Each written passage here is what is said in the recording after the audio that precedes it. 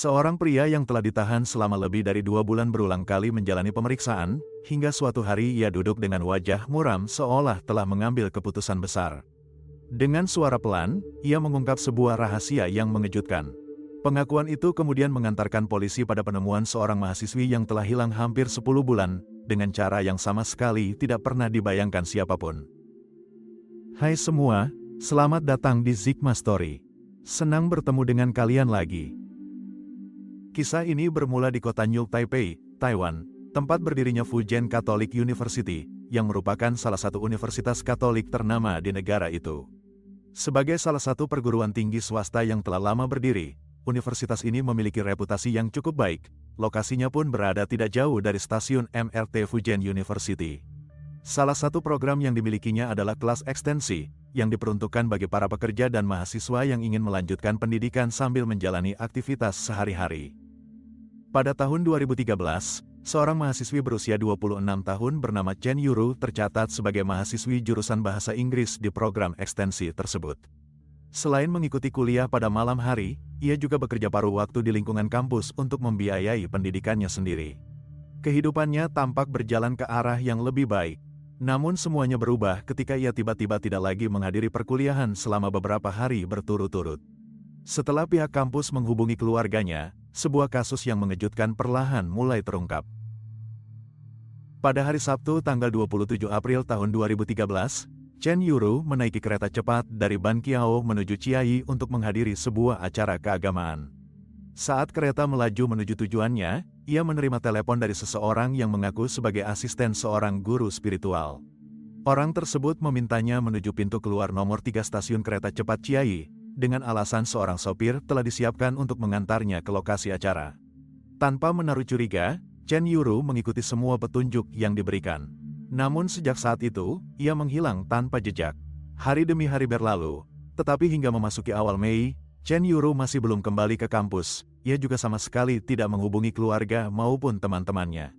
Menyadari ada sesuatu yang tidak beres, pihak universitas segera memberitahu keluarganya. Tak lama kemudian keluarganya melaporkan kehilangan tersebut ke kepolisian distrik Xinzhuang, kota New Taipei. Dari berbagai keterangan yang dikumpulkan keluarga dan pihak kampus, penyidik mulai menyusun kembali aktivitas kehidupan Chen Yuru sebelum ia menghilang. Chen Yuru berusia 26 tahun. Kedua orang tuanya telah meninggal dunia sejak ia masih kecil, sehingga ia dibesarkan oleh kakek dan neneknya. Perbedaan cara pandang antar generasi ditambah pola asuh sang kakek yang cukup keras, membuat Chen Yuru tumbuh menjadi pribadi yang pendiam dan mandiri. Setelah lulus sekolah menengah pertama, ia memilih bekerja untuk mencari nafkah. Baru ketika berusia 21 tahun dan berhasil menabung cukup banyak uang, ia kembali melanjutkan pendidikan, dimulai dari bangku sekolah menengah atas hingga akhirnya diterima di program ekstensi Universitas Fujian. Selama menempuh pendidikan, Chen Yuru tinggal sendirian di sebuah rumah kontrakan. Ia jarang menghubungi keluarganya, sehingga pada hari-hari awal setelah menghilang, tidak ada seorang pun yang langsung menyadari bahwa sesuatu telah terjadi. Polisi kemudian menelusuri riwayat panggilan telepon, aktivitas media sosial, serta transaksi rekening bank miliknya. Dari hasil penyelidikan, mereka menemukan bahwa akun Facebook Chen Yuru terakhir kali diperbarui pada tanggal 27 April tahun 2013, tepat di hari ia menghilang. Dalam unggahan tersebut, ia menulis, "Jika seseorang bisa menerima bahwa hidup memang tidak sempurna, berhenti terlalu melekat pada segala sesuatu, mungkin hidup akan terasa lebih baik." Rekaman kamera pengawas dari hari yang sama juga memperlihatkan Chen Yuru sedang mengambil sebuah paket di sebuah minimarket. Rekaman itu menjadi penampakan terakhir dirinya yang diketahui publik. Setelah itu seluruh jejak aktivitasnya seakan lenyap. Tidak ada lagi transaksi menggunakan kartu bank, tidak ada catatan berobat di rumah sakit, dan tidak ada pula data yang menunjukkan dirinya meninggalkan Taiwan, seolah mahasiswi berusia 26 tahun itu menghilang begitu saja tanpa meninggalkan jejak. Dengan persetujuan pihak keluarga, polisi mulai menggeledah kamar kontrakan Chen Yuru untuk mencari petunjuk baru. Dalam penggeledahan di dalam kamar, penyidik menemukan beberapa bukti transfer bank. Nominal yang tertera di dalamnya langsung menarik perhatian. Terdapat 3 transaksi dengan nilai 110.000, 200.000, dan 3 juta dolar Taiwan, seluruhnya dikirim kepada orang yang sama, yaitu Huang Wenjin. Chen Yuru memang telah bekerja sejak usia muda dan selalu berusaha membiayai hidup serta pendidikannya sendiri. Namun, berdasarkan penghasilannya, mustahil ia mampu memiliki uang sebanyak itu. Penyelidikan kemudian mengungkap sumber dana tersebut. Ternyata Chen Yuru mewarisi sebuah apartemen di Jalan Xintai, Distrik Xinzhuang, Kota New Taipei, peninggalan kedua orang tuanya. Properti itu merupakan aset paling berharga yang dimilikinya sekaligus satu-satunya jaminan masa depan yang tersisa. Catatan perbankan menunjukkan bahwa setahun sebelumnya, Chen Yuru mengajukan pinjaman ke bank dengan menjaminkan apartemen tersebut dan memperoleh kredit sebesar 2,7 juta dolar Taiwan. Beberapa bulan kemudian, tepatnya pada Oktober di tahun yang sama, ia menjual apartemen itu dengan harga 4,3 juta dolar Taiwan. Uang hasil penjualan itulah yang kemudian ditransfer kepada Huang Wenjin. Polisi lalu memeriksa riwayat pemesanan tiket kereta cepat serta data komunikasi Chen Yuru. Mereka menemukan bahwa ia memang membeli tiket kereta cepat menuju Chiayi untuk keberangkatan tanggal 27 April, sesuai dengan hari saat dirinya dinyatakan menghilang. Namun hasil penyelidikan menunjukkan bahwa Chen Yuru tidak memiliki kerabat maupun teman dekat di Chiayi. Yang lebih mencurigakan, catatan telepon memperlihatkan bahwa sehari sebelum menghilang dan pada sore hari tanggal 27 April ia menerima panggilan dari dua nomor telepon yang tidak dikenal. Ketika polisi menelusuri kedua nomor tersebut, hasilnya mengejutkan. Keduanya ternyata merupakan nomor prabayar yang didaftarkan menggunakan identitas palsu, sehingga tidak dapat ditelusuri kepada pemilik sebenarnya. Semakin banyak petunjuk yang mengarah pada satu kesimpulan, hilangnya Chen Yuru bukanlah kasus orang hilang biasa. Sayangnya, rekaman kamera pengawas di stasiun kereta cepat Chiayi sudah terhapus karena melewati masa penyimpanan. Polisi pun kehilangan kesempatan untuk mengetahui kemana Chen Yuru pergi setelah turun dari kereta. Di tengah kebuntuan itu, penyidik menemukan fakta penting. Sebelum Chen Yuru menghilang, ia diketahui pernah beberapa kali berhubungan dengan seorang praktisi spiritual yang cukup dikenal di kalangan tertentu menggunakan nama Li Tianren. Polisi segera mendatangi pria tersebut di distrik Xilin, Taipei, untuk dimintai keterangan. Pria itu ternyata bernama asli Li Jinan. Dalam keterangannya kepada penyidik, ia bersikap sangat kooperatif dan menceritakan semua hal yang diketahuinya. Menurut Li Jinan, Chen Yuru adalah seorang penganut spiritual yang sangat taat dan sangat mempercayai praktik metafisika. Kisah itu bermula pada November tahun 2010, ketika Chen Yuru baru saja putus dengan kekasihnya. Ia tidak mampu menerima kenyataan tersebut dan berusaha keras untuk mendapatkan kembali pria yang dicintainya. Karena sulit menerima berakhirnya hubungan tersebut, ia mencari bantuan melalui internet dan akhirnya menemukan Li Jinan, berharap berbagai ritual spiritual dapat mengembalikan hubungan mereka. Li Jinan kemudian menawarkan serangkaian ritual sesuai permintaan Chen Yuru. Entah hanya kebetulan atau bukan, pada awalnya mantan kekasih Chen Yuru memang sempat kembali memberikan respons. Hal itu membuat Chen Yuru semakin yakin bahwa ritual tersebut berhasil. Namun seiring berjalannya waktu, harapannya kembali pupus. Meski komunikasi sempat terjalin, sang mantan tetap menolak untuk kembali menjalin hubungan dengannya. Menanggapi kegagalan ritual tersebut, Li Jinan memberikan penjelasan. Ia mengaku ritual tersebut gagal karena tidak mengetahui alamat tempat tinggal mantan kekasih Chen Yuru secara lengkap. Ia kemudian memperkenalkan Chen Yuru kepada seseorang yang disebutnya sangat berpengalaman dalam melacak keberadaan seseorang. Orang itu adalah pemilik sebuah biro investigasi swasta yang diyakini mampu menemukan alamat mantan kekasihnya. Nama orang tersebut adalah Huang Wenjin. Penyebutan nama Huang Wenjin segera menarik perhatian penyidik.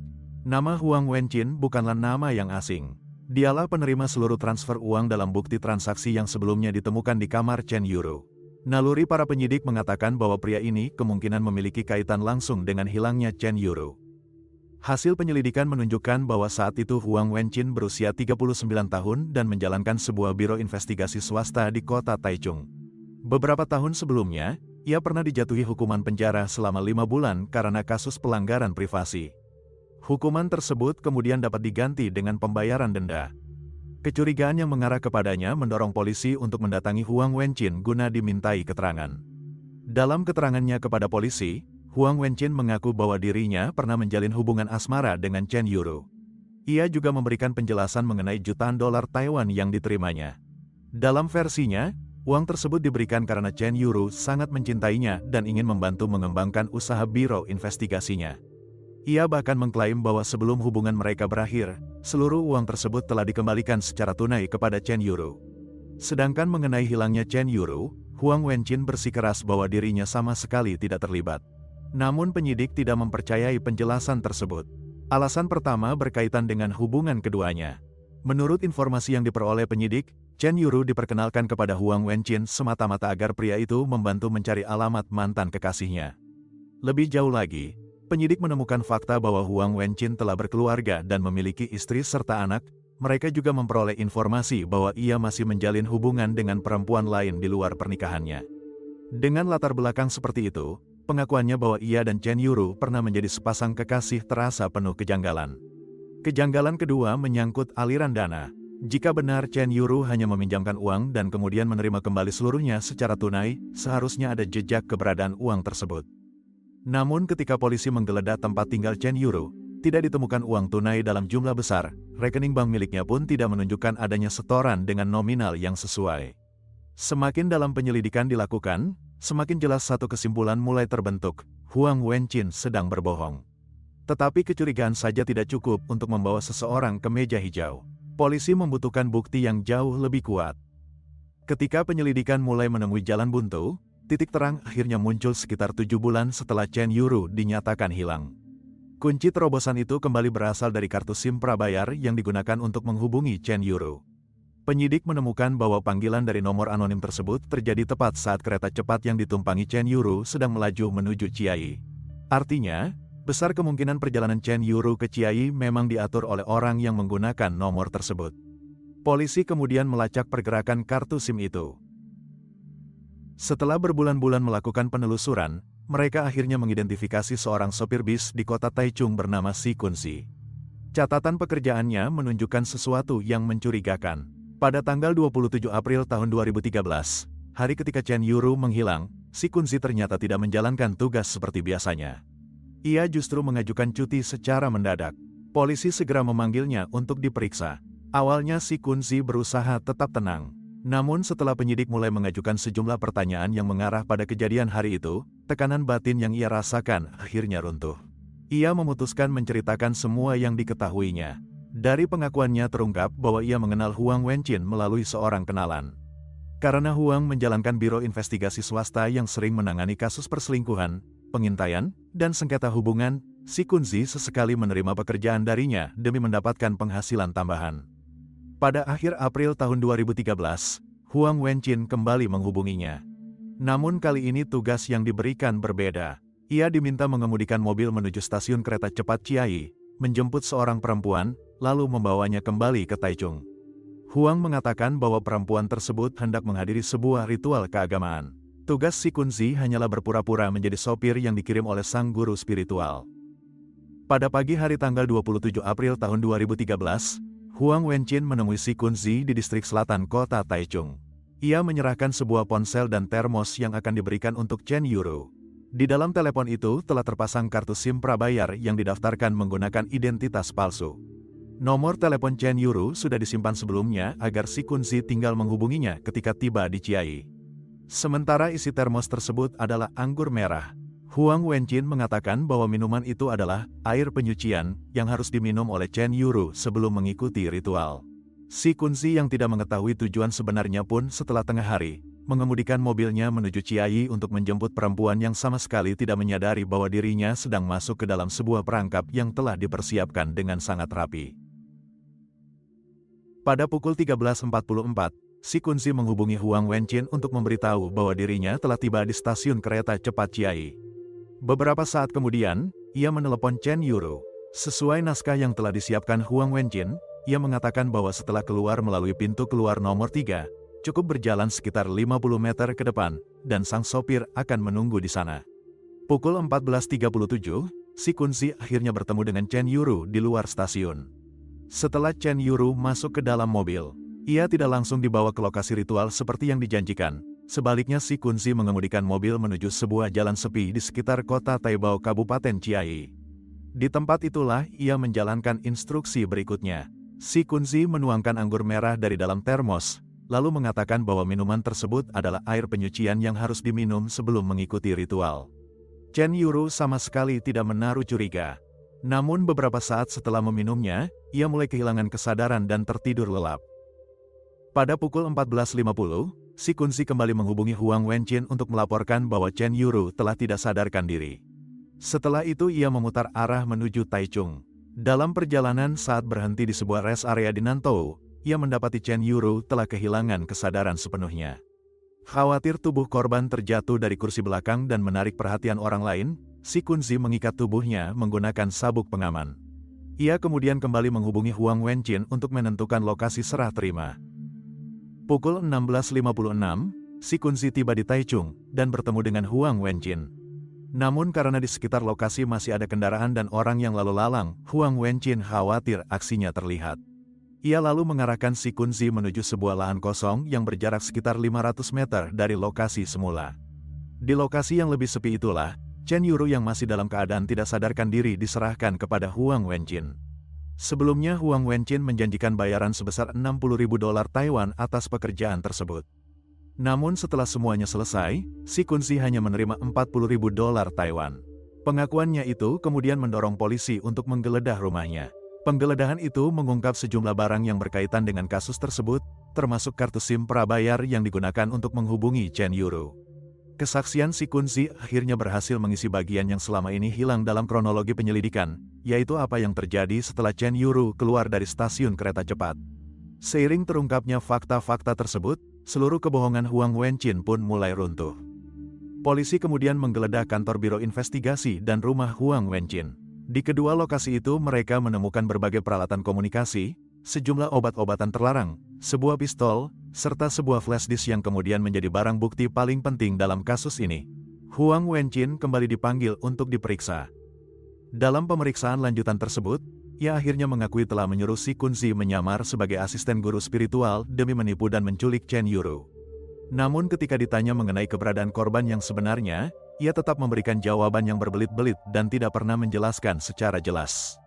Penyidik kemudian berhasil membuka isi flash disk tersebut, dan apa yang mereka temukan sungguh sangat mengejutkan. Di dalamnya tersimpan sejumlah rekaman yang mendokumentasikan aksi kriminal Huang Wenjin terhadap banyak perempuan, termasuk Chen Yuru.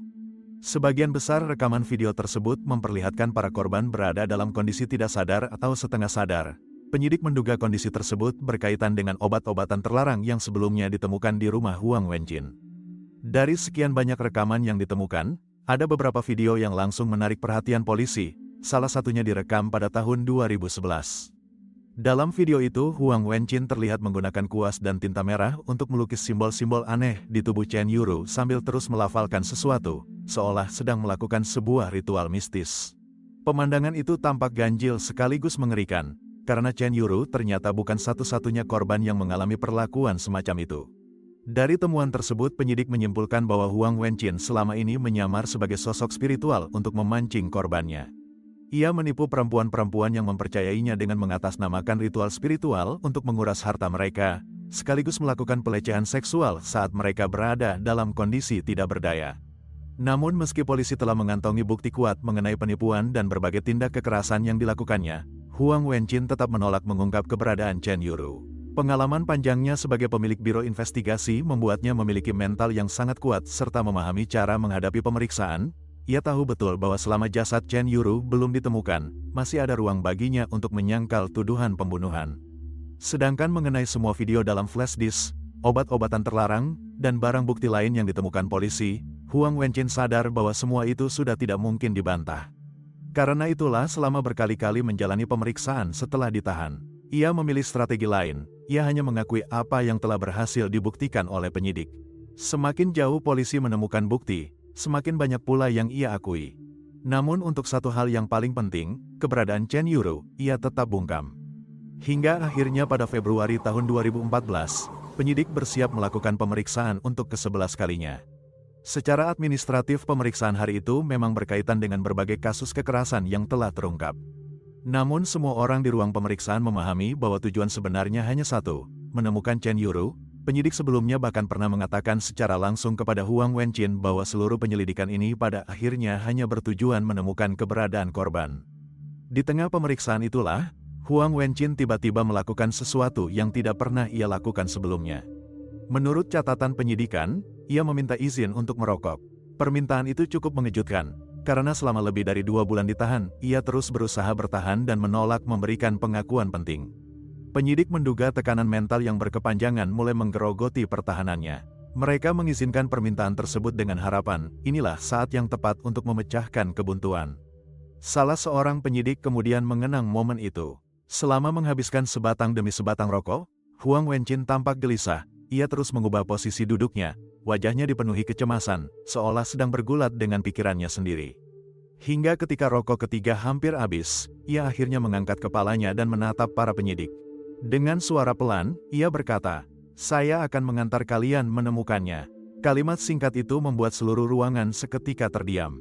Setelah berbulan-bulan bungkam, akhirnya Huang Wenjin memutuskan untuk mengungkap alasan di balik pengakuannya. Menurut sejumlah laporan media, selama 2 bulan ditahan, pada siang hari Huang Wenjin harus terus menghadapi pemeriksaan intensif dari penyidik sehingga kondisi mentalnya selalu berada dalam tekanan. Namun justru pada malam hari, penderitaan itu semakin berat. Ia mengaku berulang kali melihat bayangan seorang perempuan misterius yang datang mengguncang tempat tidurnya. Ia juga sering mengalami fenomena yang diyakininya sebagai ketindihan, sehingga hampir tidak pernah bisa tidur dengan tenang. Entah karena rasa bersalah, tekanan psikologis, atau hal lainnya, kondisi tersebut membuat fisik dan mentalnya semakin terpuruk. Pada akhirnya ia memilih mengaku. Dipandu langsung oleh Huang Wenjin, tim penyidik menuju sebuah kawasan hutan semak yang terpencil di distrik Wuri, kota Taichung. Lokasi itu sangat tersembunyi dan jarang didatangi orang. Ketika tim penyidik mencapai lokasi yang dimaksud, Huang Wenjin menunjuk sebuah titik yang ditandai dengan papan pintu bekas dan sebuah peti kayu. Penyidik segera melakukan penggalian. Sekitar 1 meter di bawah permukaan tanah, mereka akhirnya menemukan jasad yang selama ini mereka cari. Karena telah terkubur selama berbulan-bulan dalam kondisi lingkungan yang buruk, tubuh Chen Yuru telah mengalami dekomposisi hingga hanya menyisakan kerangka. Atas arahan petugas di lokasi, Huang Wenjin diminta berlutut di hadapan jenazah Chen Yuru sebagai bentuk permintaan maaf. Namun bagi keluarga korban, tindakan itu sama sekali tidak dapat menghapus penderitaan yang telah mereka alami. Beberapa hari kemudian, Huang Wenjin mulai memberikan pengakuan yang lebih detail mengenai seluruh rangkaian kejahatannya. Dengan mencocokkan pengakuan tersebut dengan berbagai bukti yang telah dikumpulkan sebelumnya, penyidik akhirnya berhasil merekonstruksi bagaimana tragedi itu bermula. Semuanya berawal pada tahun 2011. Melalui perantara Li Jinan, Chen Yuru pertama kali diperkenalkan kepada Huang Wenjin. Saat itu Chen Yuru sedang berada di titik terendah dalam hidupnya setelah gagal mempertahankan hubungan cintanya. Melihat kondisi tersebut, Huang Wenjin yang sangat memahami cara membaca psikologi seseorang, segera menyadari bahwa perempuan muda itu merupakan sasaran yang mudah dimanipulasi. Ia kemudian menyamar sebagai seorang guru spiritual yang memiliki kemampuan supranatural dan meyakinkan Chen Yuru bahwa dirinya mampu mengembalikan mantan kekasihnya. Setelah menerima biaya ritual sebesar $6.000 Taiwan, Huang Wenjin mengajak Chen Yuru ke sebuah motel di distrik Xinzhuang, kota New Taipei. Di dalam salah satu kamar motel tersebut, ia menggelar sebuah ritual palsu yang sepenuhnya direkayasa.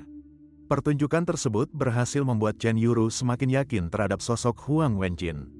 Seiring kedekatan yang mulai terjalin, Huang Wenjin kemudian mengetahui bahwa kedua orang tua Chen Yuru telah meninggal dunia, sehingga ia tinggal sendirian di rumah kontrakan dan masih memiliki sebuah apartemen warisan. Menyadari korban tidak memiliki banyak orang yang dapat dijadikan tempat bergantung, Huang Wenjin semakin mendekatinya. Setelah memperoleh kepercayaan penuh, ia mulai menguras harta milik Chen Yuru sedikit demi sedikit. Pada tahun 2012, Huang Wenjin membujuk Chen Yuru untuk menggadaikan apartemennya ke bank. Tidak lama setelah itu, ia kembali mendorong korban menjual apartemen tersebut dan mengambil keuntungan dari proses penjualannya. Setelah berhasil mendapatkan uang dari aset korban, Huang Wenjin kembali menerima transfer sebesar $200.000 Taiwan dari Chen Yuru. Namun itu belum menjadi akhir dari permintaannya. Pada Januari tahun 2013, Huang Wenjin kembali membujuknya dengan dalih investasi untuk mengembangkan biro investigasi miliknya. Kali ini Chen Yuru mentransfer $3 juta Taiwan. Hampir seluruh uang hasil penjualan apartemen akhirnya berpindah ke tangan Huang Wenjin. Namun kejahatan yang dilakukannya tidak berhenti pada penipuan finansial. Di balik semua itu, ia juga melakukan manipulasi psikologis dan kekerasan seksual terhadap korbannya. Pada Mei tahun 2012, Huang Wenjin kembali mengajak Chen Yuru ke sebuah motel di kota Taichung. Di dalam salah satu kamar motel itu, ia memberikan segelas anggur merah yang sebelumnya telah dicampur dengan obat keras yang termasuk zat terlarang. Chen Yuru yang tidak menyadari apa yang terkandung di dalamnya, langsung meneguk anggur tersebut. Dalam waktu singkat, efek obat itu mulai terasa. Setelah korban sepenuhnya kehilangan kesadaran dan tidak lagi mampu melawan, Huang Wenjin melakukan kekerasan seksual terhadapnya. Yang lebih mengerikan lagi, seluruh perbuatan itu direkam dalam bentuk video. Rekaman tersebut kemudian dijadikan alat untuk mengendalikan dan mengancam Chen Yuru agar tetap berada di bawah pengaruhnya. Beberapa bulan sebelum kasus pembunuhan terjadi, Huang Wenjin telah berhasil menguasai hampir seluruh uang hasil penjualan apartemen milik Chen Yuru. Setelah tidak lagi memperoleh keuntungan finansial, ia mulai ingin memutuskan hubungan dengan korban. Ia berdalih ingin kembali fokus pada keluarganya dan mengakhiri hubungan mereka. Namun Chen Yuru tidak bersedia menerima keputusan itu. Karena merasa diabaikan, ia beberapa kali mendatangi Huang Wenjin untuk meminta penjelasan. Perselisihan di antara keduanya pun semakin sering terjadi. Bagi Huang Wenjin, Chen Yuru telah berubah menjadi beban yang sulit dilepaskan. Sementara di sisi lain ia juga khawatir persoalan uang yang melibatkan mereka akan semakin besar dan pada akhirnya menyeret dirinya ke dalam masalah hukum. Situasi yang semakin rumit itu kemudian mendorong Huang Wenjin mengambil keputusan yang jauh lebih gelap. Untuk menghilangkan jejak penyelidikan, Huang Wenjin terlebih dahulu membeli beberapa kartu SIM prabayar yang didaftarkan menggunakan identitas palsu.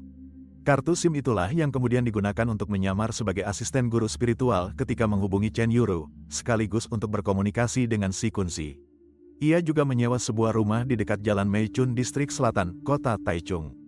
Untuk memancing korban datang ke lokasi tersebut, Huang Wenjin mengirim pesan kepada Chen Yuru dengan menyamar sebagai seorang guru spiritual. Ia mengundang korban menghadiri sebuah ritual di Chiayi pada keesokan harinya dan mengatakan bahwa seorang sopir telah disiapkan untuk menjemputnya. Apa yang terjadi berikutnya ternyata sesuai dengan keterangan yang sebelumnya diberikan oleh si Kunzi. Setelah menerima Chen Yuru yang masih tidak sadarkan diri dari si Kunzi, Huang Wenjin mulai khawatir obat yang diberikan sebelumnya akan kehilangan efeknya dan korban dapat kembali sadar. Karena itu ia membawa Chen Yuru ke sebuah area parkir di sekitar Jalan Taiyuan Distrik Beitun, Kota Taichung. Di tempat itulah, ia kembali memaksa korban meminum obat agar tetap berada dalam kondisi tidak sadar. Setelah memastikan korban tidak lagi mampu melawan, Huang Wenjin membawanya ke rumah sewaan yang telah dipersiapkan sebelumnya dan mengakhiri hidup Chen Yuru pada malam itu dengan menggunakan gas dari sebuah tabung gas. Setelah memastikan korban meninggal, Huang Wenjin memindahkan jasadnya ke dalam bagasi mobil. Ia kemudian mulai mencari lokasi yang tepat untuk menguburkan tubuh korban. Pada dini hari tanggal 28 April tahun 2013, ia melewati sebuah jalur putar balik di bawah jalan layang di distrik Wuri, Kota Taichung.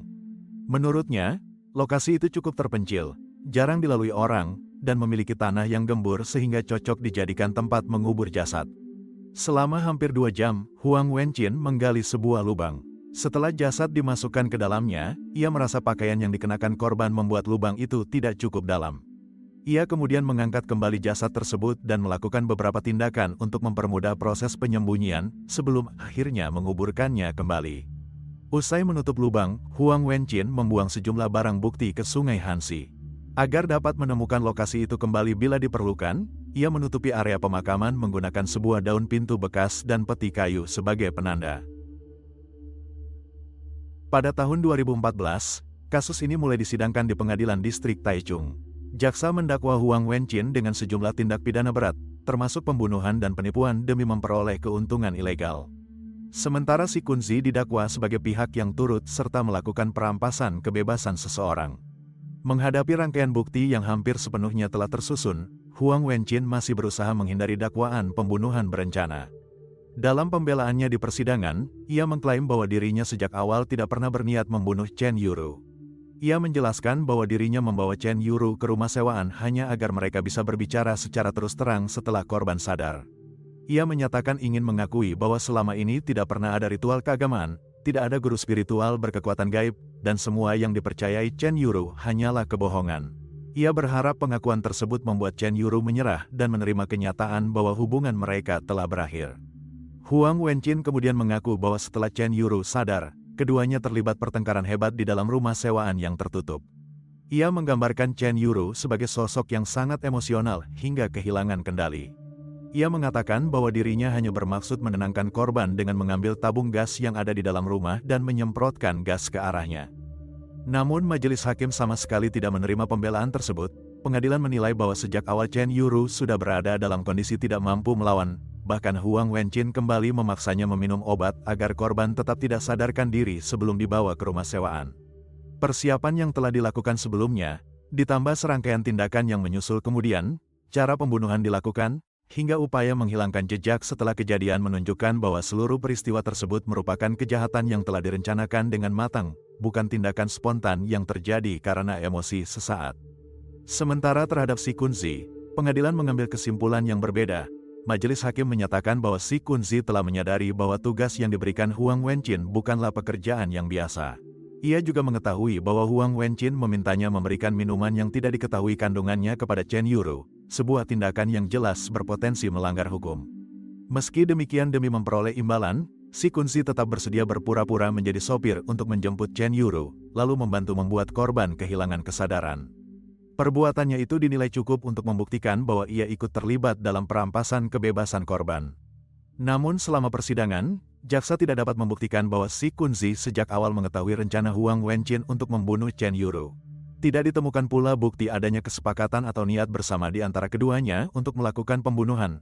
Karena itu pengadilan memutuskan bahwa Si Kunzi bukan merupakan pelaku pembunuhan bersama, melainkan hanya bersalah atas tindak pidana turut serta merampas kebebasan bergerak seseorang.